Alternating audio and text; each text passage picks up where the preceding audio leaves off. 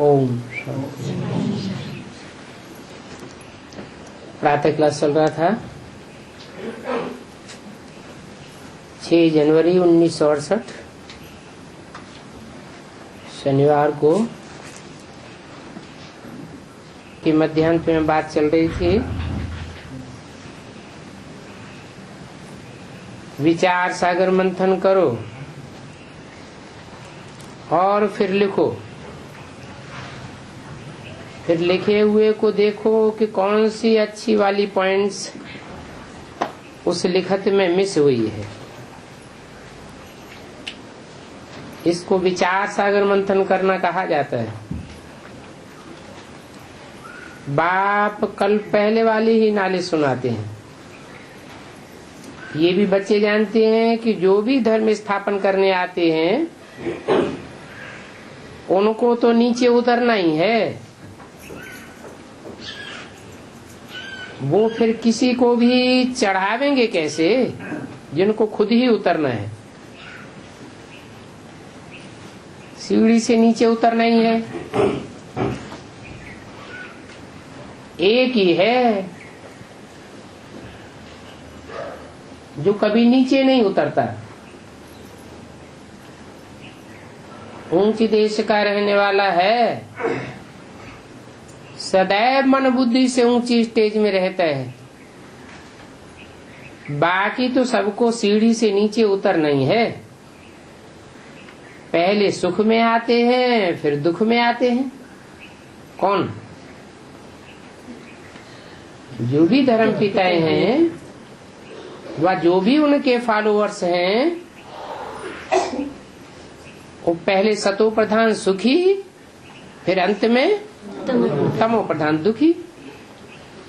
ये नाटक बहुत रिफाइन बना हुआ है। इसमें विचार सागर मंथन करने की बहुत दरकार रहती है।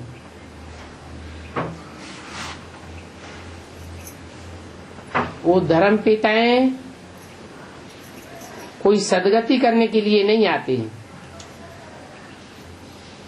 क्या करने के लिए आते हैं? धर्म स्थापन करने के लिए।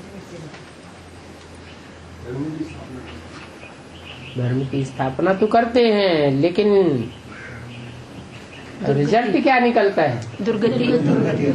दुर्गति करने के लिए आते हैं। अपनी भी दुर्गति होती है तो कहेंगे वो सिर्फ अपना धर्म स्थापन करते हैं। अपनी धारणाएं दूसरों की बुद्धि में बैठाए देते हैं। ज्ञान का सागर तो एक ही है और कोई में भी ज्ञान नहीं है। ड्रामा में सुख और दुख का खेल तो सभी के लिए है।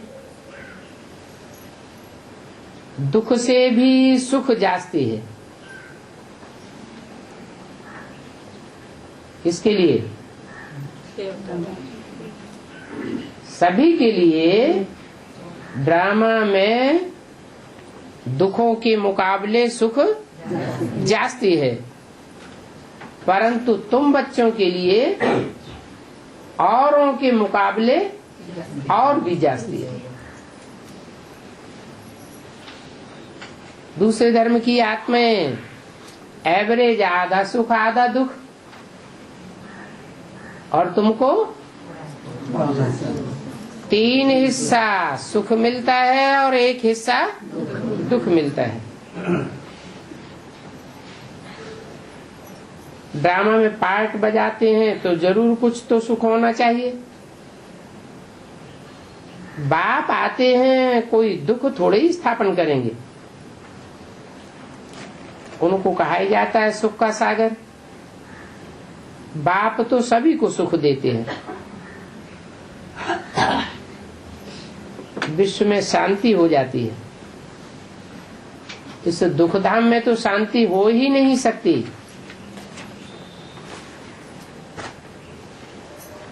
छह जनवरी 68 की वाणी का दूसरा पेज। शांति तो फिर से मिलनी है, जबकि वापसी में फिर से शांति धाम जावे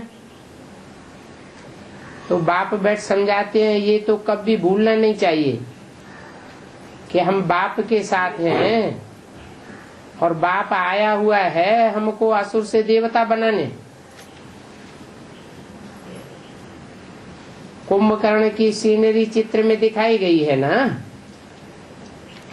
इस समय सभी असुर हैं, जंगली जानवर। जैसे देवताएं सदगति में रहते हैं तो बाकी सभी आत्माएं मूल वतन में रहती हैं। ड्रामा में सबसे बड़ी कमाल है बेहद के बाप की। तुमको एकदम पारिजात बनाई देते हैं।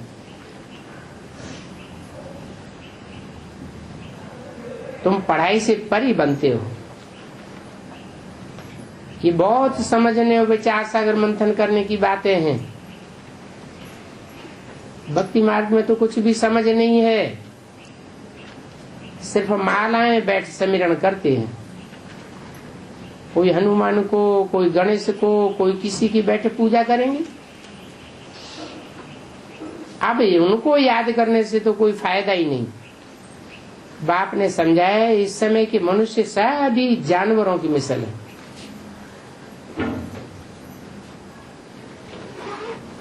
उन्होंने फिर हाथी पर ही बैठ सवारी दिखाई दी है।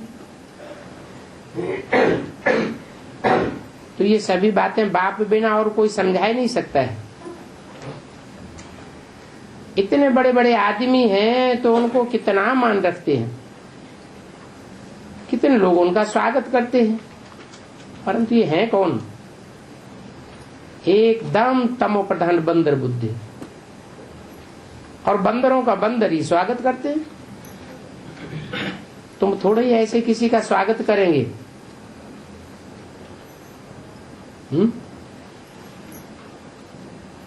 हम स्वागत नहीं करेंगे।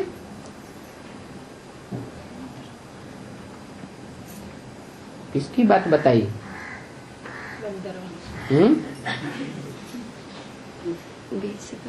एडवांस के बच्चों को तो बताया कि तुम थोड़े ही किसी का स्वागत बैठ करेंगे। बेसिक वाले फिर बेसिक में क्या करते हैं? स्वागत करते हैं। स्वागत करते। वाणी से स्वागत, नयनों से स्वागत।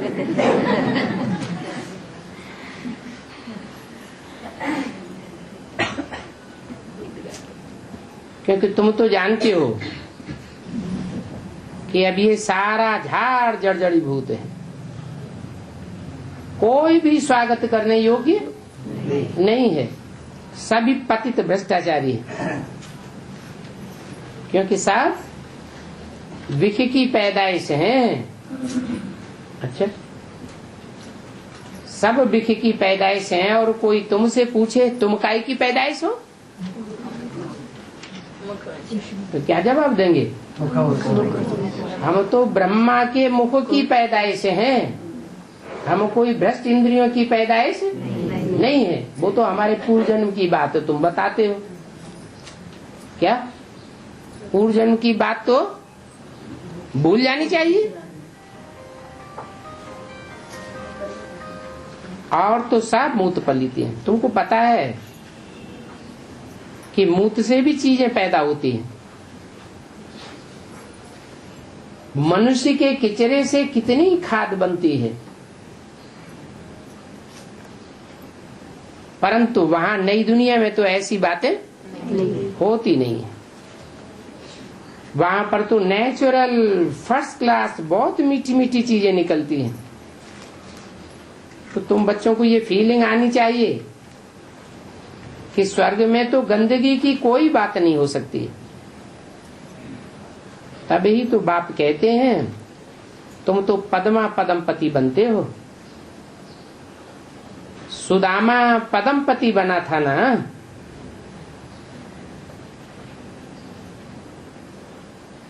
अपने आप ही पुरुषार्थ किया ना। बाप कहते हैं तुम इस पढ़ाई से कितने ऊंच बनते हो। तो गीता तो सभी सुनते हैं और पढ़ते रहते हैं, और ये भी पढ़ता था कौन? ब्रह्मा। परंतु जबकि बाप ने बैठ करके सुनाया तो तो इसने भी बंडर खाया। बाप की गीता से तो सदगति हुई थी, ये मनुष्य ने बैठ क्या बनाया है? क्या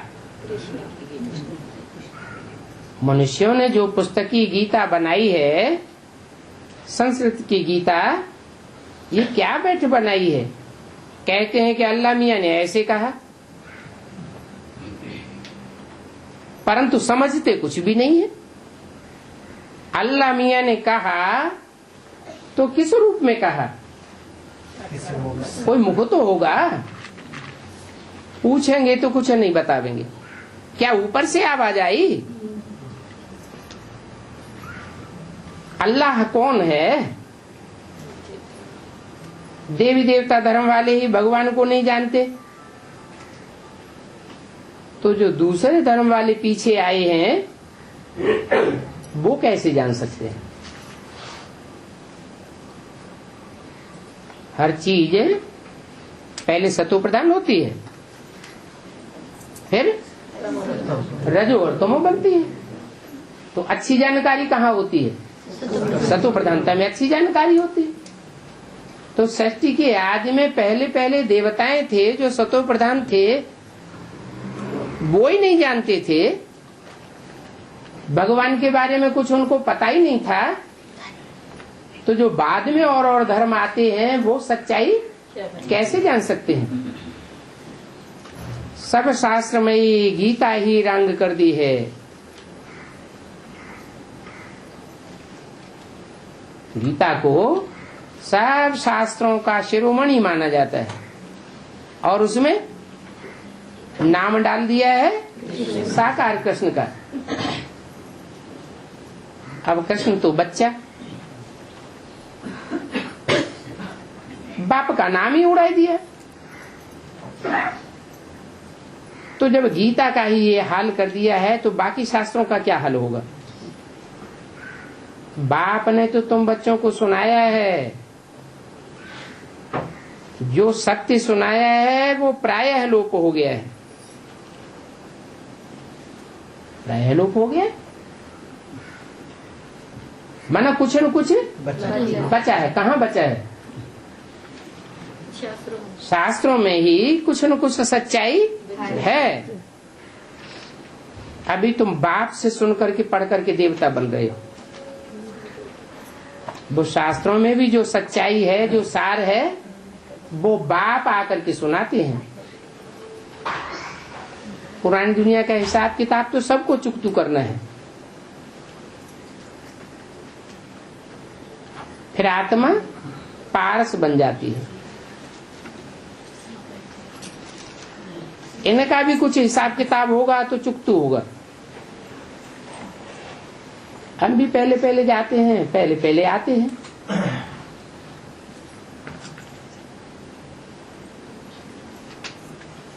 जो भी आत्माएं हैं पूरी पढ़ाई नहीं पढ़ेंगी तो सब सजा खा करके हिसाब किताब चुकतू करेंगे।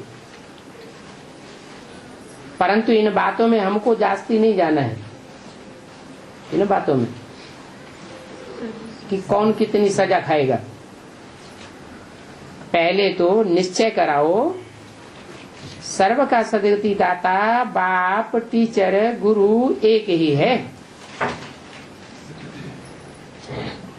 और जो एक है सर्व का सदगति दाता है वो साकारी नहीं है। वो कभी भी साकार बंधन में बंधने वाला नहीं है। कोई साकार में उसका अटैचमेंट नहीं होता है, इसलिए वो सर्व का सदगति दाता है। और बाकी सब दुर्गति दाता है। क्यों?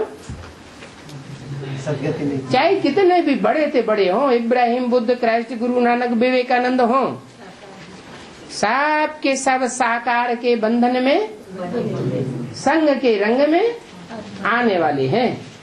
वो एक है जो कोई के संग के रंग में नहीं आता है। सिर्फ संग के रंग में नहीं आता है, कुछ और भी करता है।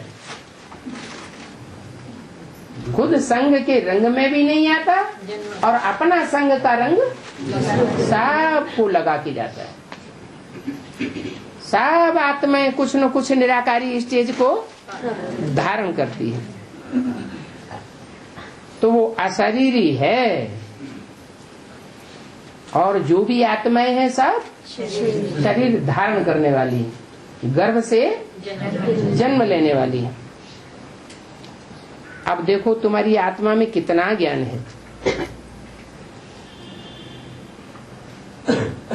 और जो ज्ञान का सागर है, सुख का सागर है, शांति का सागर है, उनकी कितनी महिमा है।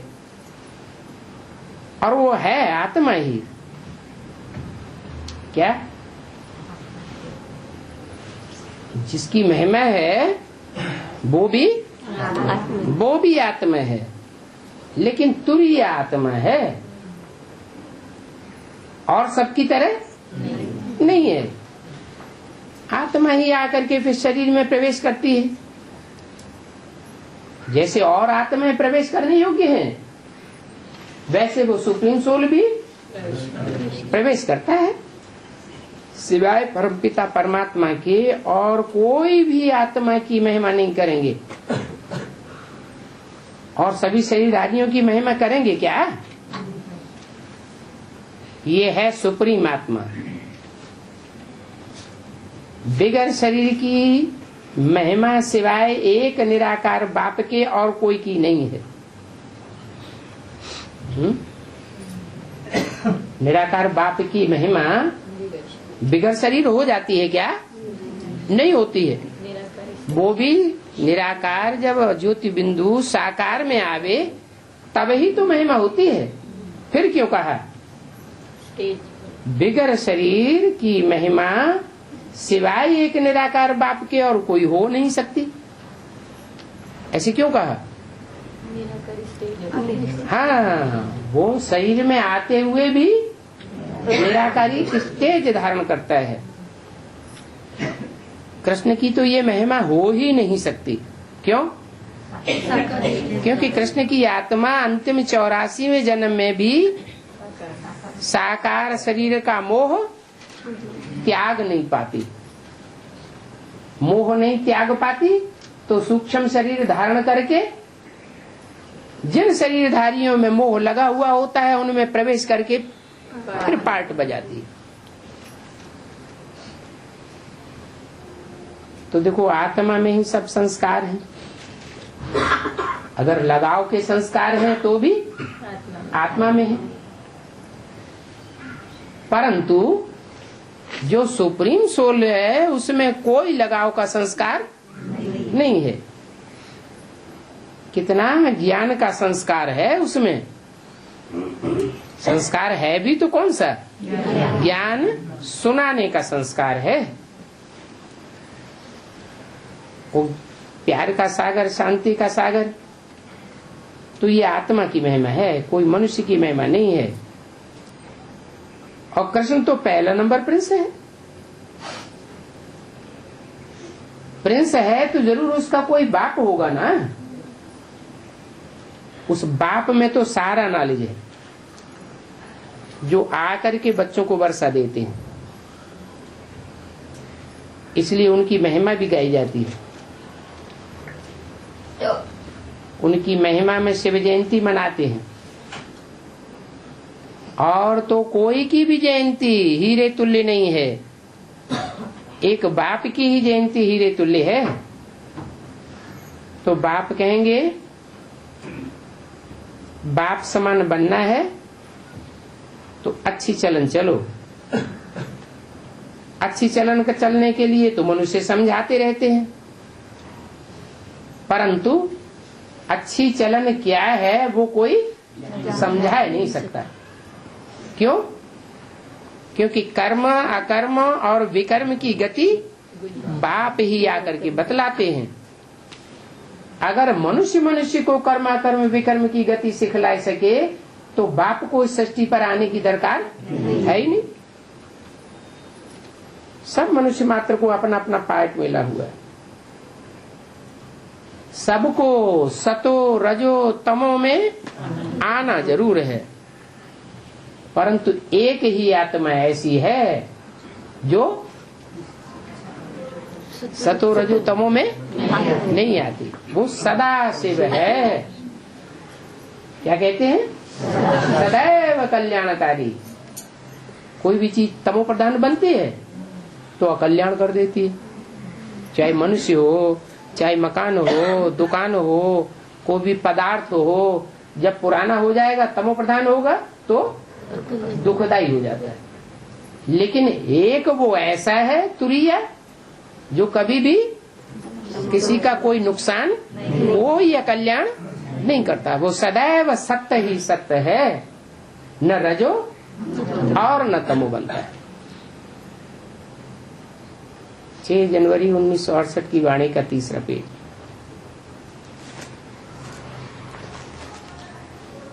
कोई सतो रजो तमो में आते हैं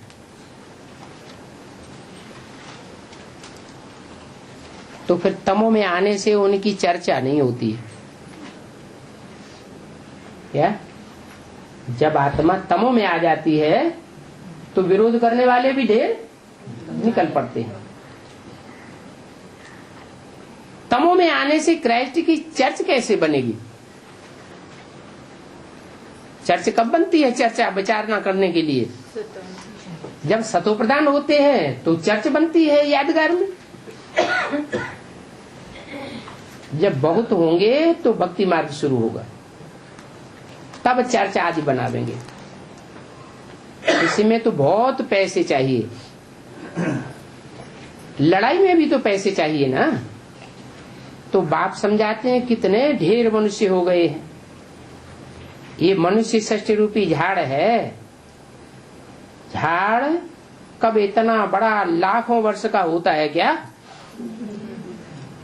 स्थूल झाड़ तो लाखों वर्ष के होते नहीं। ये कौन सा झाड़ है? ये मनुष्य षष्ठी रूपी झाड़ है। और झाड़ों का इतनी लंबी आयु का हिसाब ही नहीं बनता, परंतु मनुष्य षष्ठी रूपी झाड़ का हिसाब बाप आकर के बतलाते हैं। बाप समझाते हैं, बच्चों तुम कितने बेसमझ हो गए हो, अभी फिर तुम समझदार बनते हो। तुम पहले से ही तैयार हो करके आते हो राज्य करने के लिए। क्या? उनके राजा बनने में और तुम्हारे राजा बनने में क्या अंतर है? तुम पूर्व जन्म से ही पढ़ाई पढ़कर राजाई की आते हो, फिर राज्य करते हो नई दुनिया में। और वो आते हैं तो आते ही वो धर्म पिता राजाई नहीं स्थापन करते। वो धर्म स्थापन करते हैं जब लाखों की तादाद हो जाती है, तब फिर राजाई की पढ़ाई पढ़ते हैं। परंतु राजाई तो कोई दे न सके। वो धर्म पिता तो अकेले ही आते हैं, फिर उनकी वृद्धि होती है। मैं आता हूं तो अकेला आता हूं क्या? क्यों? 3 मूर्तियों के साथ आता हूं। तो ये मनुष्य षष्ठी रूपी झाड़ है, इसका फाउंडेशन थुर है। और देवी देवता धर्म है। उनसे फिर 3 तबक्के निकलते हैं, फिर उनसे षष्ठी की वृद्धि होती है। बाद में छोटे छोटे जो मठ पंथ आते हैं उनकी भी कुछ न कुछ महिमा हो जाती है। अरविंद घोष की हिस्ट्री है ना, पांडिचेरी में जाए उन्होंने वेश बदल लिए। क्या? बंगाल से भागा, फिर कहाँ पहुंचा? दक्षिण भारत में पांडिचेरी में पहुंचा। पांडिचेरी माने पांडवों की चेरी, चेरी माना दासी। जो पांडवों की दासी है, जिसकी यादगार में नाम पांडुचेरी पड़ा, वहां जाए करके उसने वेश बदल लिया, फिर अपनी आश्रम जमाई ली। समझा जाता है कि जरूर कोई अच्छी सोल ने प्रवेश किया है। उनका हिसाब किताब ही ऐसा था। परंतु भला अच्छी सोल ने प्रवेश किया, फिर भी तो कोई फायदा तो नहीं हुआ। अरे फिर मिसाल क्यों दिया? जरूर ब्राह्मणों की संगमी की दुनिया में कोई अरविंद है। अरविंद माना कमल का फूल, जो कमल फूल से समान जीवन बिताने वाला है। त्रिमूर्ति में या विष्णु के चित्र में कमल का फूल भी तो दिखाया है। शंकर को कमलासन पर बैठे हुए दिखाते हैं ना, तो बोला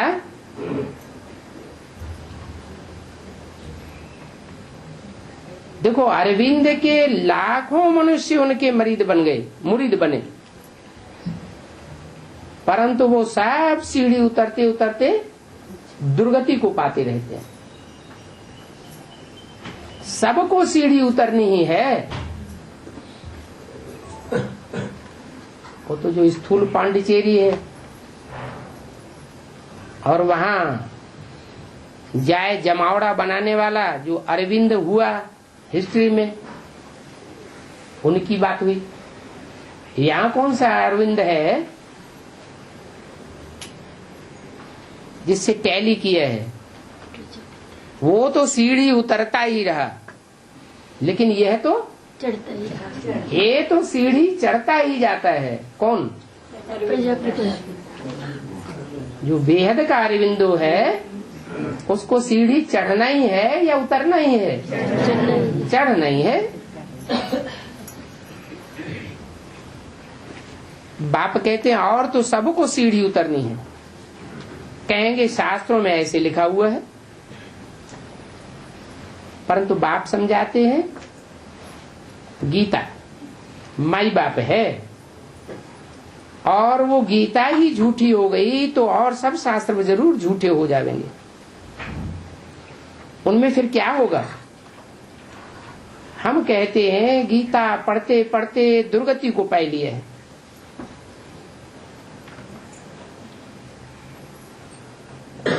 तो और शास्त्र भी पढ़ते पढ़ते नीचे ही उतरते हैं। चाहे कुरान हो चाहे बाइबल हो, पढ़ते पढ़ते मेंटेलिटी नीचे गिरी है या ऊपर चढ़ी है?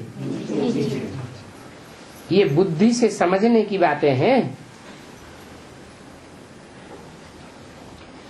एक अरविंद गीता भी है।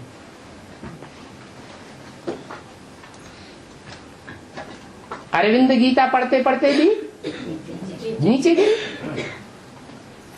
कुरान आदि पढ़ते नीचे उतरती है ना, ऊपर तो कोई नहीं जाएंगे। नीचे उतरना ही है। सिर्फ मनुष्य समझेंगे कि ये भक्त आदमी है, परंतु वास्तव में सतो प्रधान भगत बनकर रहते हैं क्या? नहीं, सब नीचे उतरते हैं। उस भक्ति करने से तो और ही ठगत बनते हैं। ज्ञान मार्ग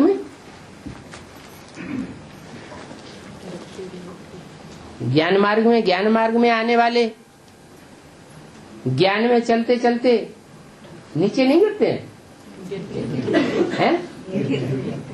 गिरते हैं।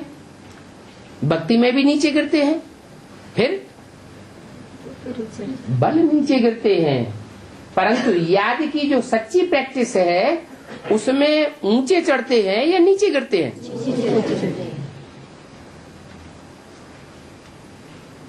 वो लगातार याद की प्रैक्टिस बढ़ती जाती है।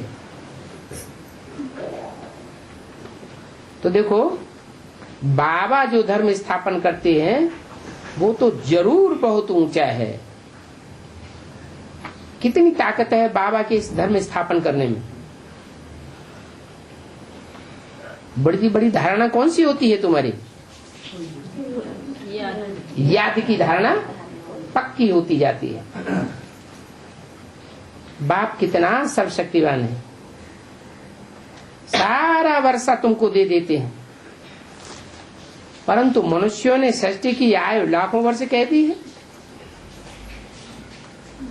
तो समझते कुछ भी नहीं है। बाप तुमको सारे विश्व का मालिक बनाते हैं, फिर भी बच्चे ऐसे बाप को घड़ी घड़ी भूल जाते हैं। तिरकनी वस्तु है ना। कौन है? शिव बाबा बुद्धि में से तिरक जाने वाली वस्तु है ना। कोई अच्छी रीति याद करते हैं तो पद भी ऐसा पाते हैं। तुम्हारी अहम ऑब्जेक्ट भी है नर से नारायण बनने की। तुम बच्चों को तो बहुत खुशी होनी चाहिए, परंतु बाप इतना समझाते हैं तो भी बंदर बुद्धि बदलते ही नहीं। कहते हैं शेरनी के दूध के लिए सोने का बर्तन चाहिए। क्या मतलब हुआ है? यहाँ शेरनी कौन है? शेर और शेरनी। शेर होगा तो शेरनी भी होगी। तो ब्रह्मा के मुख से जो भी वाणी निकली वो ब्रह्मम वाक्यम शास्त्रों में कहा गया है। वो पत्थर की लकीर है, परंतु वो वाणी उनकी ही बुद्धि में बैठेगी जिनकी बुद्धि रूपी बर्तन सोने का होगा। सच्चा सोने का बर्तन नहीं होगा, विकारों की खाद पड़ी हुई होगी, तो वो ज्ञान बुद्धि को फोड़ करके, बुद्धि रूपी पात्र को फोड़ करके बाहर निकल जाएगा, फैल जाएगा। यहाँ तो देखो ठिक्करी के बर्तन हैं, कैसे कैसे ज्ञान में चलते हैं। थोड़ी सी माया की ठोकर लगी और यह टूटे, कहेंगे ठिक्कर बुद्धि। फिर ऐसों में भी भगवान को व्यापक समझ लेते हैं। क्या जो पत्थर बुद्धि है, ठिक्कर बुद्धि है, उनमें भी भगवान को व्यापक समझ लेते हैं। देखो बैठे बैठे इनके हार्ट फेल हो जाते हैं। इसकी तरफ इशारा किया, ब्रह्मा की तरफ। पहले तो ब्रह्मा की बात, फिर ब्रह्मा को फॉलो करने वाले जो भी ठिक्कर बुद्धि है, उन सब की ओर ये बात लागू हो जाती है।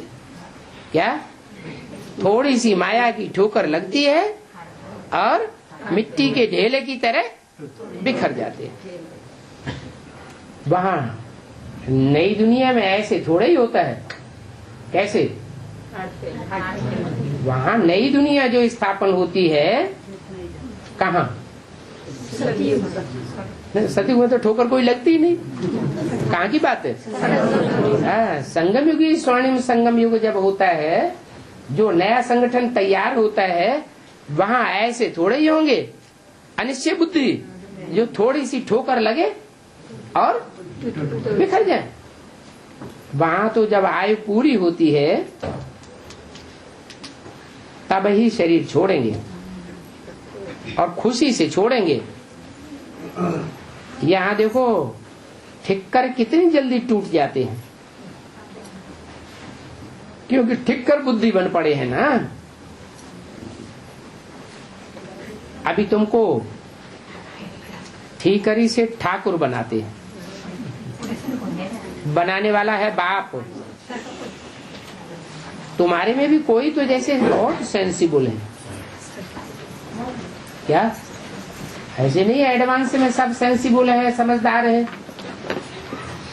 तुम्हारे में भी कोई तो बहुत सेंसिबल है और कोई ठिक्कर बुद्धि है। कुछ भी बुद्धि में धारणा नहीं होती। धारणा नहीं होती है तो थोड़ी सी ठोकर लगती है और मिट्टी के ढेले की तरह बिखर जाते हैं। पढ़ाई कितनी बड़ी है, कितनी बड़ी, कैसे? वो यूनिवर्सिटी होती है वो छोटी है, उनका नाम है यूनिवर्सिटी। क्या यूनिवर्स माना? सारी दुनिया की वो पढ़ाई पढ़ाने वाली, उसको कहा जाता है यूनिवर्सिटी। तो वो जो दुनिया में यूनिवर्सिटीज खुली हुई है वो छोटी है और तुम्हारी यूनिवर्सिटी कैसे है? नहीं, अरे बाप पढ़ाते हैं, कोई भी पढ़ाते, बड़ी यूनिवर्सिटी कैसे है? सारी दुनिया की मनुष्य मात्र की जो भी आत्मा है सब आकर इस यूनिवर्सिटी में कुछ न कुछ पढ़ाई पढ़ती जरूर है। सबकी सदगति होती है। वो तो सिर्फ नाम लिख देते हैं विश्वविद्यालय, परंतु सारे विश्व की आत्मा को कल्याण होता है क्या? और एक यूनिवर्सिटी है या ढेर यूनिवर्सिटी है? ढेर यूनिवर्सिटीज होती है और कल्याण किसी एक देश का भी नहीं होता। परंतु वो यूनिवर्सिटी नाम मात्र रखते हैं, वास्तव में वो कोई यूनिवर्सिटी है नहीं। विश्व माना सारी दुनिया के लिए जो यूनिवर्सिटी हो उसको कहें यूनिवर्सिटी। ठीक कर से ठाकुर सिर्फ तुम ही बनते हो। अभी तुम समझते हो बरोबर हम ठीक कर बुद्धि थे। बाप कितना ऊंच बनाने का पुरुषार्थ करते हैं। बाप कहते हैं हमारा तो काम ही है पुरुषार्थ कराना।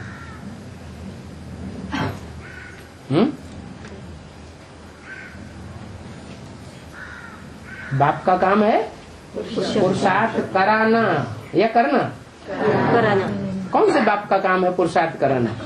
बाप तो बेहद के दो हैं, शिव बाबा, जिसे हम कहते हैं शिव बाबा। बाबाएं तो दुनिया में ढेर होते हैं। जो भी बाबाएं होते हैं वो सब साकार शरीरधारी होते हैं, लेकिन ये शिव बाबा है। जिसको हम शिव बाबा कहते हैं वो ही पुरुषार्थ कराने वाला है। अगर उसमें से शिव निकाल दें और सिर्फ बाबा रह जाए तो कोई भी बाबा कहलाने वाला पुरुषार्थ नहीं करा सकता। पुरुष माना आत्मा, अर्थ माना माने आत्मा के कल्याण के लिए कोई कुछ नहीं कराता। सब किसके लिए कराते हैं? देह का कल्याण करने के लिए, एक जन्म के लिए कराते हैं। पढ़ाई पढ़ावेंगे तो भी एक जन्म की, एक शरीर से कनेक्टेड जो भी पढ़ाई है वो कल्याण कराते हैं। तो देखो बाप ऐसा पुरुषार्थ कराते हैं जो राजधानी में नंबरवार पास होंगे। जितनी पढ़ाई पढ़ेंगे उतने ही पास मार्क्स मिलेंगे। फिर भी तारना सबकी करते हैं, माना कोई ऐसा नहीं रहता जो इस विषय वैदर्णी नदी में डूब जाए। कोई रहता है? एक जन्म लेने वाली आत्मा होगी वो इस विषय वैतरणी नदी में रह जाएगी या जाकर के नया जन्म लेगी? सबको एक जन्म की कम से कम सदगति जरूर मिलती है। बाप को तरस तो पड़ता है ना। रूहानी बाप है, किसका बाप है? रूहों का बाप है। ज्ञान में आने के बाद विकार में गिरते हैं, फिर क्या होता है? अगर ज्ञान में आते हैं और ज्ञान में आने के बाद भी माने विपरीत, कार माने कर्म, विकार, जो श्रीमत है उस श्रीमत के बरखिलाफ कर्म करके भोग भोगते हैं तो रिजल्ट क्या होता है? ऐसे भोग भोगने वालों का ऊंच पद पाना बहुत मुश्किल है। सदगुरु की निंदा कराने वाले फिर सदगुरु को क्या करना होता है? सदगुरु उनको ऊंच ठौर दे न सके, वो गुरु लोग अपने ऊपर ले लेते हैं, वो भी सुनाते हैं सदगुरु निंदक ठौर न पावे। अब उनसे पूछो तुम्हारे पास कौन सा ठौर है? मठपंथ बनाई लिया वो ठौर है। किसी को चेला बना लेंगे, खुद मर जावेंगे, फिर चेला क्या बन जाएगा? गुरु बन जाएगा। वो भी वही धंधा करेगा। तो यही ठौर देते हैं क्या? उसका दुनिया में कोई गायन है? बाप जो ठौर देते हैं वो ठौर का तो दुनिया में गायन है, सब धर्मों में गायन है। क्या? सिमरन है। क्या? माला। हर धर्म में माला सिमरी जाती है और माला के मणके स्मरण करते हैं। किसकी यादगार है? नंबरवार ऊंच पद पाने वालों की यादगार मणके हैं। कोई ने ऊंचे मणके का पद पाया और कोई ने नीचे मणके का पद पाया। क्या हुआ? जितना सदगुरु की निंदा कराने वाला बना उतना नीच माला में और नीच मणका बनता है। रुद्रमाला 500 करोड़ की भी तो है। 500 करोड़ की माला में कोई सबसे जास्ती नीचे गिर जाए तो क्या साबित होगा? तो उसने बहुत ही ग्लानि की। तो ये बात यहाँ की है। क्या? सदगुरु निंदक ठौर न पावे। सबसे कड़ा है काम महाशत्रु। बच्चे जन्म पत्री भी बताते हैं। बाबा कहते हैं अगर नगन हुए हो तो बताओ, बताएंगे तो हल्के हो जाएंगे। क्या? नहीं बताएंगे तो भारी होते जाएंगे। सच तो बिठू नच। सच्चा पोता मिल देंगे तो दिल अंदर हल्के होने से नाचते रहेंगे। बाकी थोड़ा बहुत है जो रह जाएगा, बताने से आधा माफ हो जाता है और न बताने से 100 गुना बोझ चढ़ता रहता है। तो जो कुछ थोड़ा बहुत है वो योग बल से कटता जाएगा। मुख्य है ही याद का बल, जिससे पाप कट जाएंगे। याद की प्रैक्टिस करते करते क्या होगा? ये शरीर भी भूल जाएगा। याद की प्रैक्टिस करते करते शरीर कैसे भूल जाएगा? निराकार को याद करने से शरीर भूल जाएगा या साकार को याद करने से शरीर भूल जाएगा? फिर साकार में निराकार करने को याद करने को बोला है?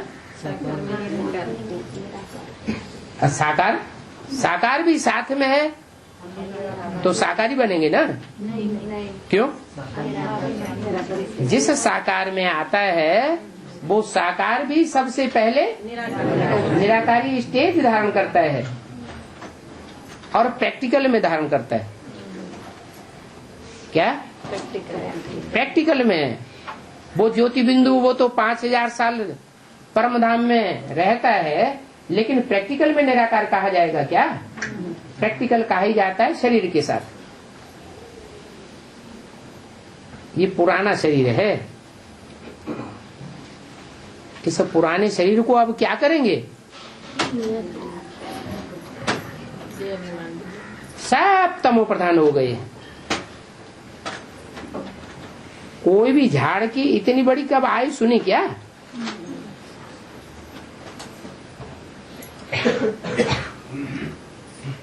लाखों वर्ष बताए देते हैं।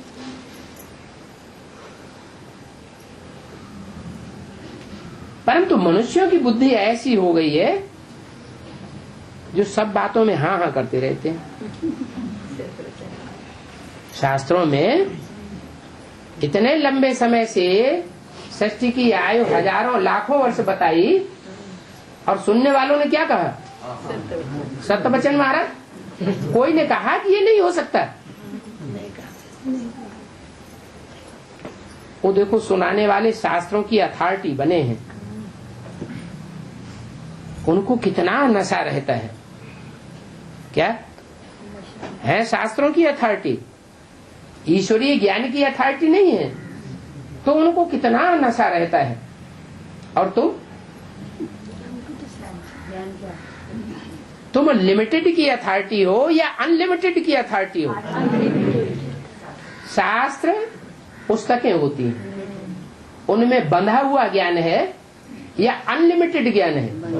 वो तो बंधा हुआ ज्ञान है। शास्त्र में जितना लिखा होगा उतना ही शास्त्रकार सुनावेंगे, पंडित सुनावेंगे, धर्माचारी सुनावेंगे, सुना हुआ फिर दूसरों को सुनावेंगे।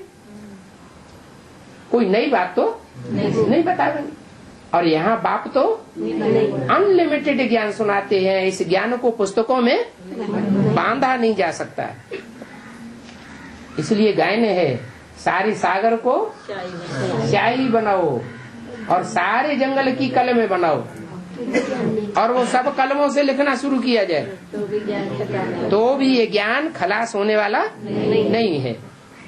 बात में से बात, बाल में से खाल निकालते चले जाओ, कितने भी प्रश्नोत्तर करते जाओ, सब प्रश्नों का समाधान नहीं मिलता है।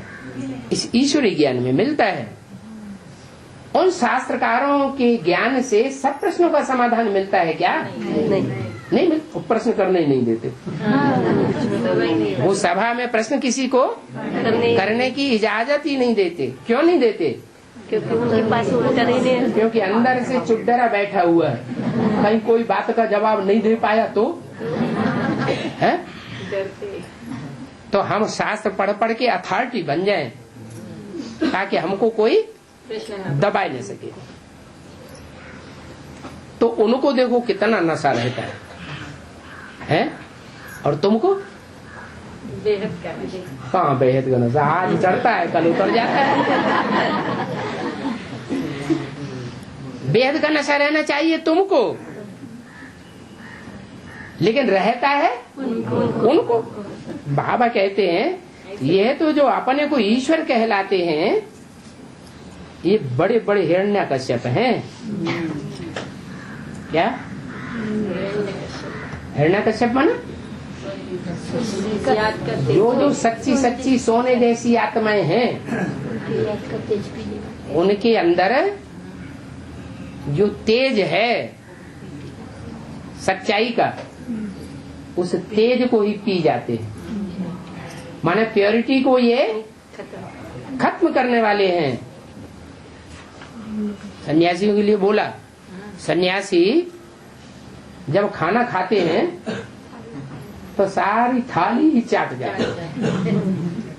क्या नाम क्या रखा उसका? था ली। था माने था।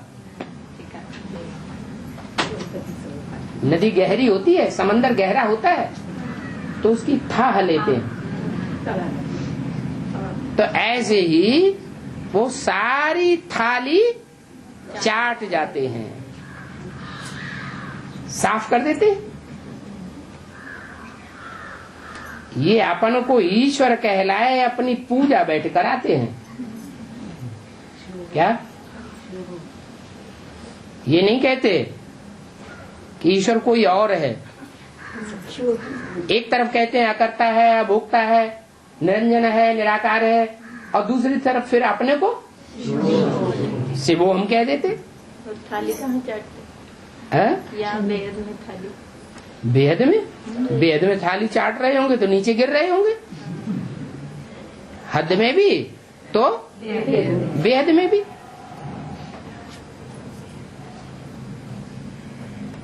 आगे ऐसे नहीं कहते थे। कैसे? शिवोहम। आगे कहते थे हम उसकी रचना और उसकी उस रचयिता और रचना को नहीं जानते। नेति नेति कहते थे हम उसके आदि मध्य अंत को नहीं जानते। अब क्या कहते हैं? हम ही शिव हैं, ब्रह्मास्मि, हम ही ब्रह्मा हैं।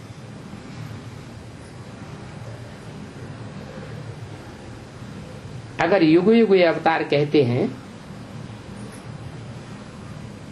गीता में क्या लिखा है? संभवामि युगे युगे। तो भी 4 युग है ना, तो 4 युगों में कितने अवतार होने चाहिए? 4 अवतार होने चाहिए। उन्होंने कितने बनाए दिए? 24 अवतार बनाए दिए। और फिर कहते हैं पत्थर ठिक्कर भित्तर कण कण में है, तो कितने अवतार हो गए? तो शुमार ही नहीं।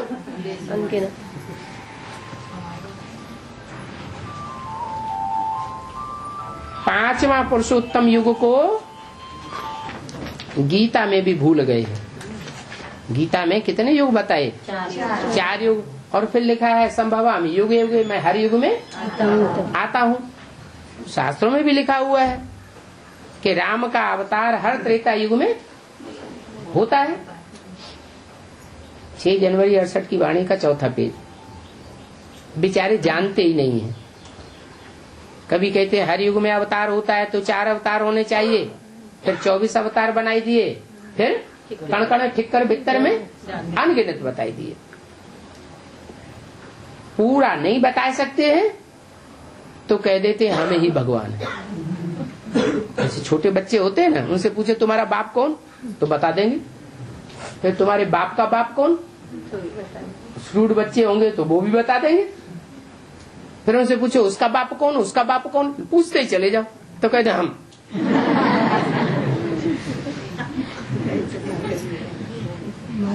इसलिए ऐसे हिरण्यकश्यप झूठ बोलने वालों को दिखाते हैं कि थंब से नरसिंह निकला।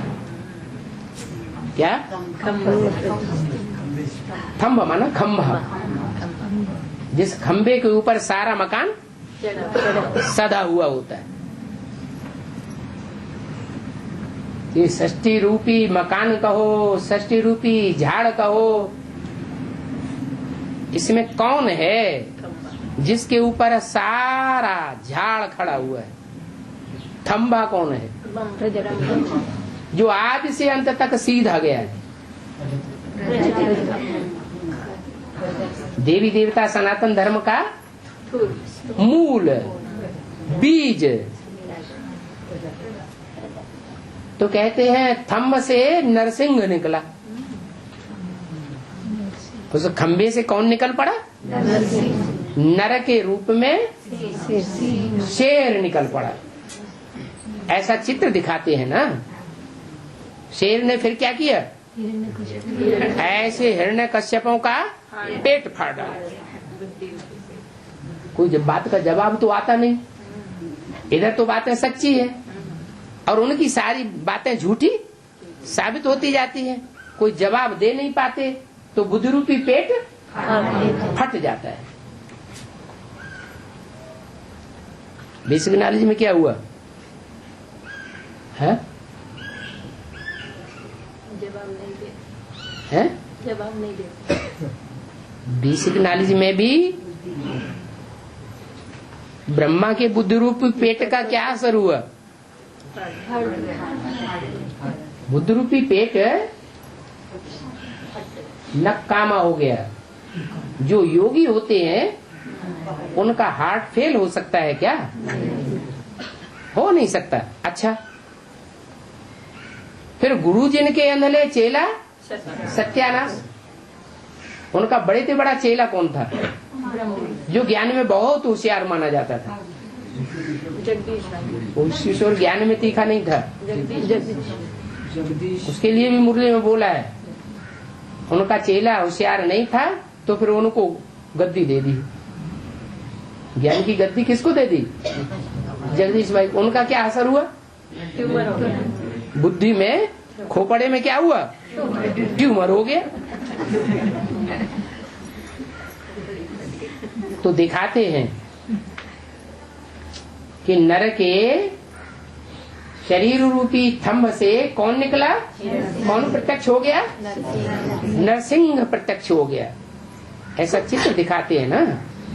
चित्र किसकी यादगार होते हैं? कोई चरित्र बजाया है उसकी यादगार है चित्र।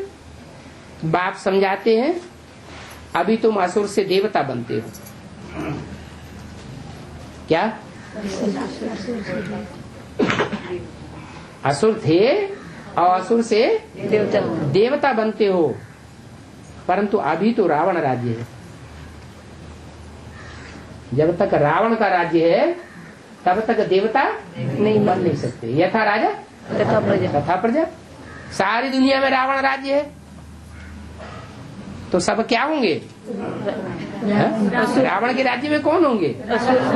रावण संप्रदाय ही होंगे। राम राज्य तो होता ही सत्य युग में। वहां रावण राज्य नहीं कहेंगे। अनेक शीशों वाला, अनेक मत देने वाला राज्य वहां होता नहीं। वहां एक की मत चलती है, अनेकों की मत चल न सके। सतयुग, त्रेता, 22 दुनिया थी, वहां कोई भी विकार नहीं था। फिर विशेष दुनिया कब शुरू हुई?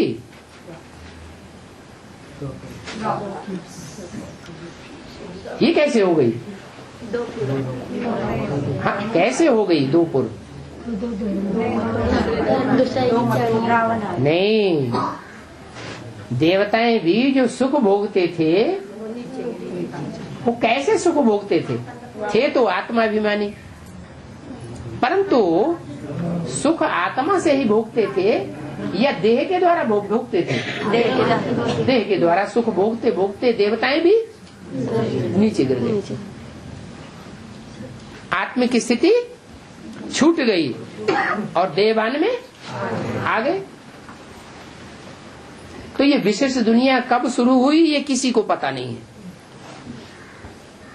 आधा टाइम आत्म की स्थिति की दुनिया और आधा टाइम देवान की दुनिया चलती है। तो देखो साहब, बिल्कुल तुच्छ बुद्धि बन पड़े हैं। अभी तुम नॉलेज पा करके आज मध्य अंत को जान गए हो। बाप को नॉलेजफुल कहा जाता है। कहते हैं गॉड इज नॉलेजफुल, परंतु गॉड के अंदर क्या नॉलेज है वो जानते ही नहीं है। तुमको अब वह नॉलेज मिल रही है। भाग्यशाली रथ तो जरूर चाहिए। किस बात के लिए? वो ज्ञान सागर बाप जो तुमको नॉलेज देवे, सदगति हो, उसके लिए क्या चाहिए? रथ जरूर चाहिए। जो रथ चाहिए उसका नाम भाग्यशाली रथ है। माना भगवान जिस रथ को धारण करे तो वो रथ भाग्यशाली रथ हुआ। फिर ब्रह्मा का रथ भाग्यशाली कहा जाए या न कहा जाए? क्यों नहीं कहा जाए? हैं? भाग्यशाली रथ वो जो आदि से अंत तक भाग्यशाली का ही पार्ट बजाए, दुर्भाग्यशाली का पार्ट न बजाए। बाप कहते हैं मैं साधारण तन में आता हूँ। आता तू भाग्यशाली रथ में हूँ, परंतु साधारण तन में आता हूँ, तब ये भाग्यशाली बनते हैं। अरे साधारण तन में आने से भाग्यशाली बनते हैं। असाधारण सौंदर्यवान तन में आऊं तो भाग्यशाली नहीं बने। क्यों? क्योंकि बाप गरीब निवाज है। गरीबों को ही आकर के विश्व की बादशाही देते हैं।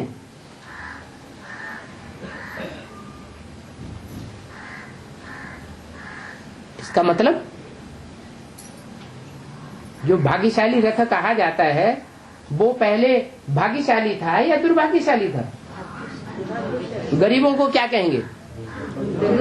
गरीब को कहेंगे दुर्भाग्यशाली। अरे भाग्य किन बातों से कहा जाता है? तन सुंदर हो, तन के संबंधी भी उच्च कोटि के हो, उसके पास धन भी बहुत कुछ हो, सब प्रकार के सुख हो, तो उसको कहते हैं भाग्यशाली। तो जो भाग्यशाली रथ होता है वो जन्म से ही भाग्यशाली होता है या जन्म से दुर्भाग्यशाली होता है? लौकिक जन्म से। वो रथ पहले क्या होता है?